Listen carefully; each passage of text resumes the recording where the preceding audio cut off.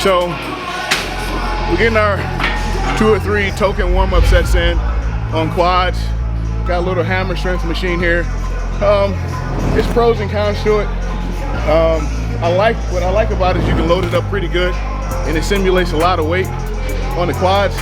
What I don't like about it is it doesn't adjust the best, and you got to go around and gather up a lot of 25s to use it properly, but it's going good. Like right now, we're just kind of putting our little toes in the water right now, just kind of see how it feels. And as Psycho likes to say, we're going to get boxed in a second here.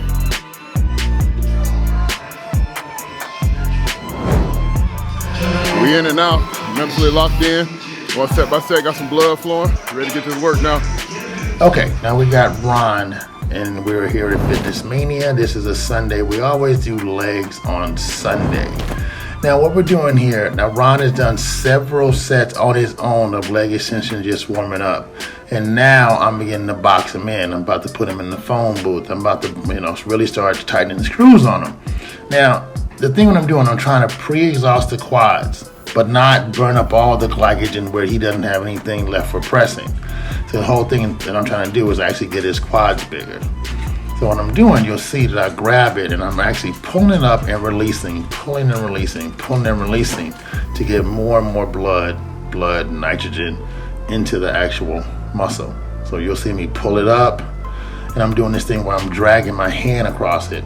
I'm dragging my forearm and hand and actually just taking them from them and making them flex, letting them flex, letting them flex. Because sometimes if the weight is too heavy, you're not really working out. You're just moving something heavy. You're just moving heavy weight. And then Alex, he doesn't really know what he's in store for because he's never done a pre-exhaustion like this before. So he comes in and he's thinking, okay, we're doing some leg extension, and the guy is kind of pulling it and flexing it. Not a big deal, but doing these correctly will totally destroy your quads before any pressing movement. Yeah, that water getting deep now. You gotta be mentally prepared. Physically, you might think it's getting rough, but mentally you gotta be ready. Be ready to rock and roll. Still in it, still focused. So you got Alex here, he's talking a little bit, and Ron knows what's happening. He knows exactly what's going on. It's a friendly rivalry, but Ron knows that he's about to destroy Alex. And Alex thinking, okay, he's thinking super heavyweight, maybe even high reps. He doesn't understand that he's not going to have his quads to complete the mission. That's what he doesn't understand. And a lot of people, they watch my videos and they go, okay, he's doing these leg extensions and he's having them hold it and doing this stuff like this. No, so it's a little bit more than that. It's a lot more than that. Sometimes you'll see me reach up and touch the actual intended part of the quad. Not intended part of the quad that I'm trying to focus on. Not just the teardrop, not just the outer sweep. I'll move it around and make sure the quad is totally gone before we move on to any type of pressing movement. Woo, all right. Yeah, that was something.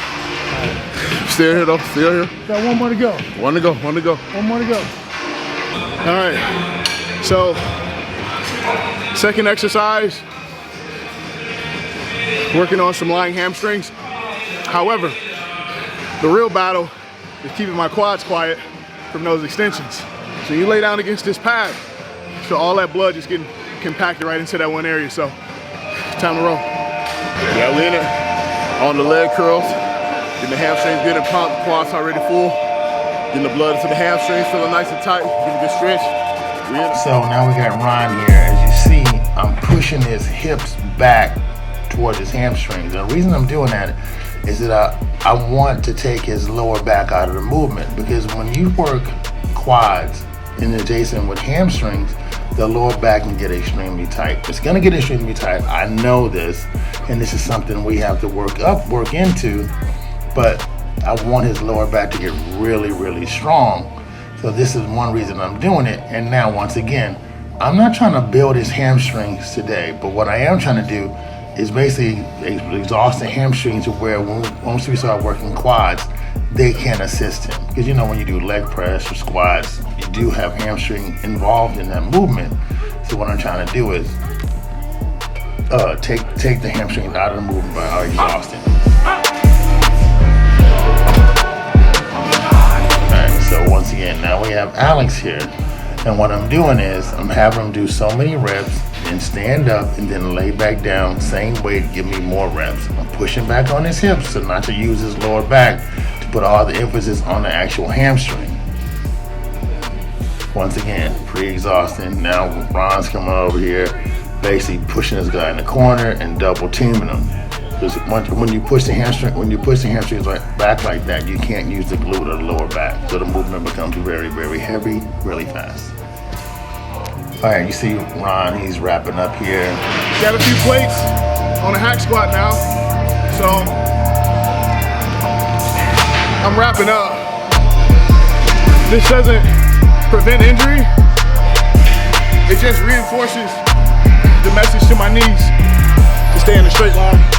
Alex is pretty much done for, but Ron is gonna finish the mission. He's gonna complete it. No man left behind.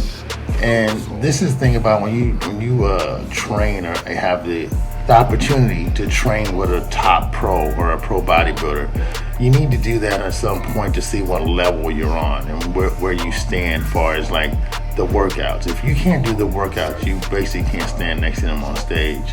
And people always think, oh, they're that way because they have they're enhanced or they're this and that. No, it's the training and eating. These guys really, really train really hard.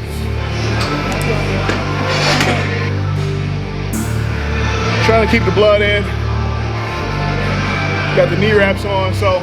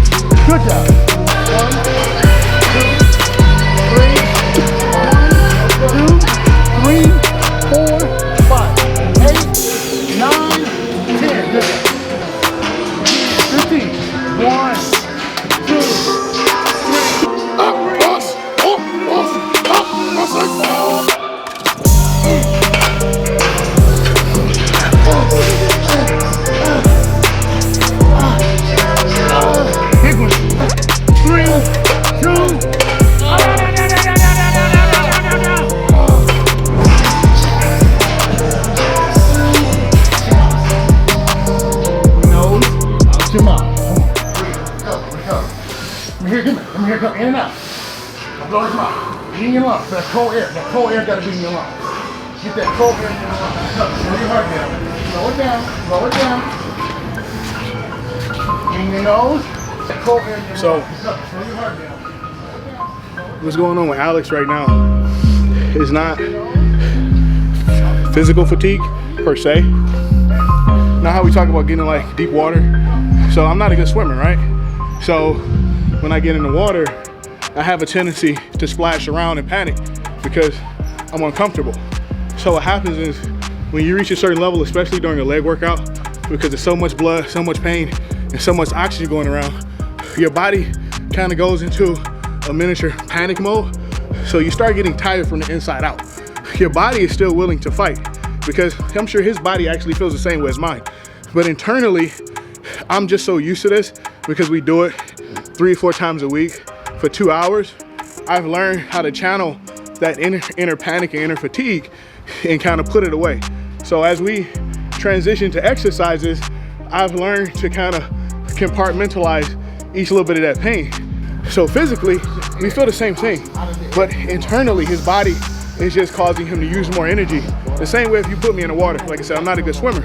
So compared to a person that's a good swimmer, I'm gonna use a lot more energy when I don't have to because I'm starting to panic and I think I need to use more energy than I need to instead of just relaxing. That's why we come out here to get the fresh air so he can get his equilibrium, everything right back to baseline. There are a lot of guys that will not even allow themselves to get to this point because in order for him to get to this point, he had to do what he did on hack squats because that's when the shit started. A lot of guys will not allow themselves to get into that point. So they'll never know what this feels like. And you'll never surpass this until you revisit this feeling over and over again. Now we went into a front squat on this variation of a hack squat machine, and we're mostly pulsing. I don't want them going all the way down. I don't want them going all the way up, because I want I want all the tension on the actual quads. Now, this is pretty much gonna do Alex in. He's not used to this. He's not used to the constant tension on his legs, so he pretty much know he's gonna be toast after this. And then we're supersetting this with a leg press, moderate weight, and I'm making sure that Ron is actually in position. We're getting him down in position.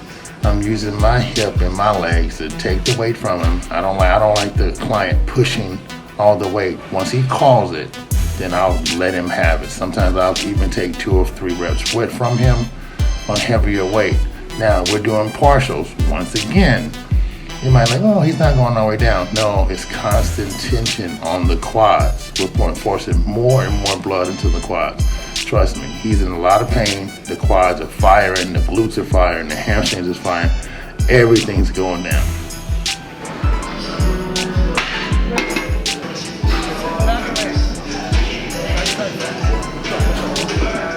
Now, if you see, you see me with my leg there behind his hamstring, because I don't want him going all the way down. And my other hand is on his forearm, telling him to go up, come back down, go up, come back down. Alex is pretty much done at this point.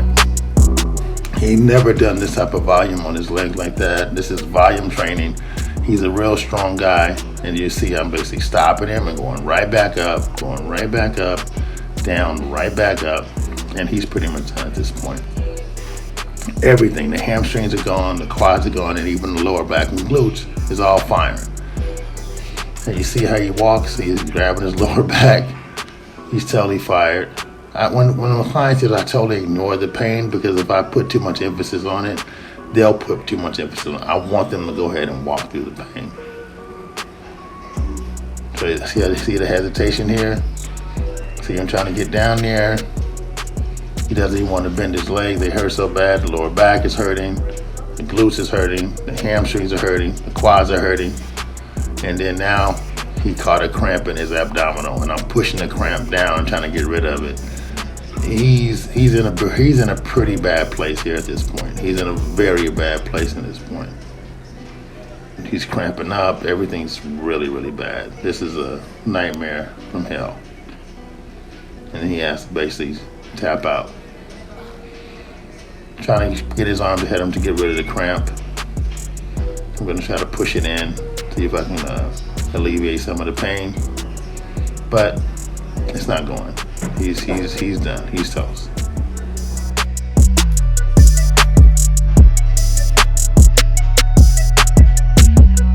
Okay, how you guys doing? Just showing you different parts of different aspects of my life. This is Buck right here. I don't know what kind of dog she is, but she's a rescue. It's a really nice dog and stuff like that. So, although I love pit bulls and English bulldogs and stuff like that, I don't buy from kennels. So I only buy from. I don't buy from. Yeah, I paid a fee for a rescue, and this is one of my rescue dogs. Great dog here. This is Derby right here. I've had Derby for 6 years. Also found him at the pound. People think he's like this high pedigree dog, but he's not. He's just a mutt from the pound. So is Buck. And like, I guess when I found out about dogs from the pound, I really thought you had to buy an expensive $3,000-$4,000 dog to have a really good pet. But it's not really so. You can find really good pets at the pound and dogs you can love that need a home. So this is Derby right here, and this is my girl Buck. Great dogs.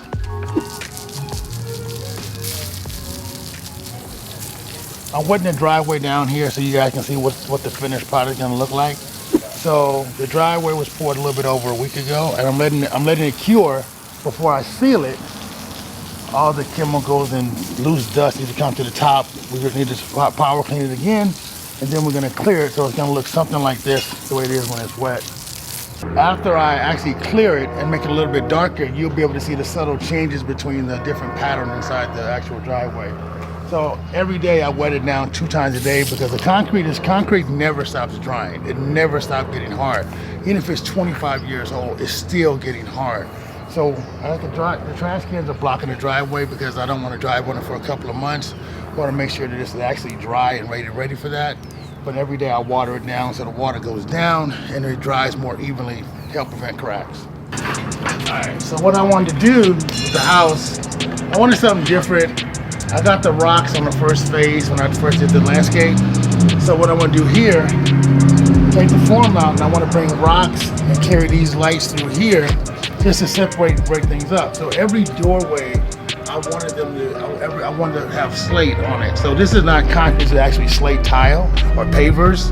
And I wanted a combination of the two, of the wood, the slate, and the concrete. And that's where I got these from. And these are gonna tie it all together, all the different elements here. So right here is gonna be rock with lights illuminating up, carrying on through there. And I broke things up over here. So I did like a checkerboard here. So this is gonna be rocks, with slate in between. Just something a little bit different. This side is like, we don't need the trash cans over here, so this is more for a walkway, so I want to do something a little bit different here. So kind of cool. All right, we decided to put these columns in here, and then because I told you I was going to do like a little thing with some tile in around the doorway over here. I was going to use this tile.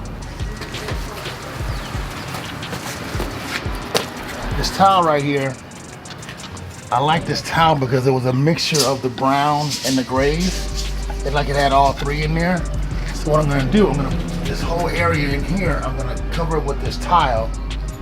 I'm gonna box this off with wood, and the ceiling's gonna be wood with a chandelier. And so I wanted to do that. So this is the tile I wanna use. So I thought, I don't know if it was like just too random to have only tile here. So I decided to put the columns in there, and around each column, I was gonna put the tile on there. The column is 4 foot. The fence is gonna be 3.5 foot. And I'm gonna put some lights on here illuminating down to just bring some light into the actual driveway. And I'm gonna cover these columns with that same tile that's gonna be there on the house. So another 4 foot driveway here. I put the pipe here so I can run the electrical here for the light. The inspectors didn't pull a permit for that, so I'm kind of like doing that on the low. So this is the 4 foot column. Light's gonna be here, light's gonna be here, lights along the ground. Gardena will not let me put a fence right here. I had this big idea for an electric fence. It's gonna open up and stuff like that, it'd be really nice. But I plan on buying more houses in the area, so I didn't want to get hostile with them and with permits, so I decided to let the fence go.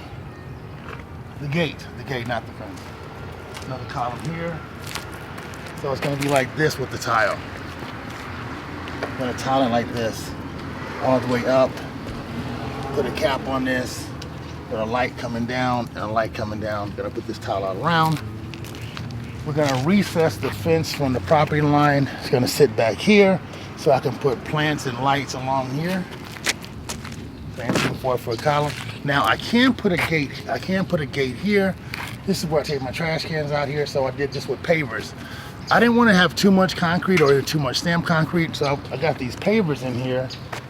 Now these are actually slate pavers and stuff like that, so we actually, there's concrete under here, and we just mash them down and they stay. So we got this little different thing going here. So it's gonna be a walkway here, gonna put some lights here, lights there. We're gonna do a smaller gate here, 3 foot to match that. That's how the house is going. It's going pretty good. I like it a lot. Now let's talk about my fitness goal. All right, so check it out.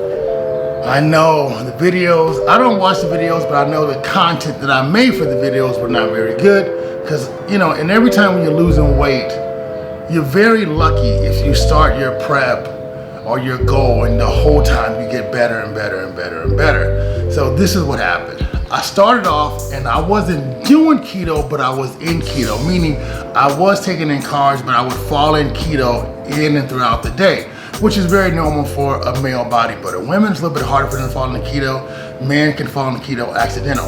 That's why you do fasted cardio, because you're in a state of ketosis when you wake up, especially if you're a man. So what happened was I was just getting mushy and small, and those huge weight things were just like, every time I would lose 7 pounds and 13 pounds, and I looked worse and worse and worse. Now, I knew it would catch up, so I kind of could deal with that, but the part, my strength was in the dirt, and it was only gonna get worse. Cause like, I wasn't working out, and then I wasn't working out and started losing weight. No, I just started losing weight, so that's kind of all I was gonna get, and I'm not taking any hormones or anything. So I wasn't really happy about it. I almost didn't do a few videos. I was very reluctant to even shoot video when asked about it, but now I'm in a good place. So I'm in a good place, my weight is down. I feel like I'm actually building some muscle here. I feel like I'm actually losing weight in the right place and retaining in the right place. So things should get a little bit better here. The weight, I don't know what my weight is. I didn't check my weight. I didn't want to play with my head, and not to the point where if I was losing too much, it was freaking me out. So I didn't want to check the weight, so I haven't checked the weight. I will resume the weights, but I'm still on my goal, still even confident more than ever that I'm gonna reach my goal, and now my strength is up. So I will start doing weekly videos from here on out. I know. You should have been doing it first, but I wasn't. The videos, I'm directing them, so no one's forcing me to do them, but it's gonna happen now. So look forward to, let's say my next video should be a back video, a shorter video, and now I can wear a t-shirt so you guys kind of can see things moving. Still body fat to come to lose, but I'm in the point where I look like I actually work out now. So thank you.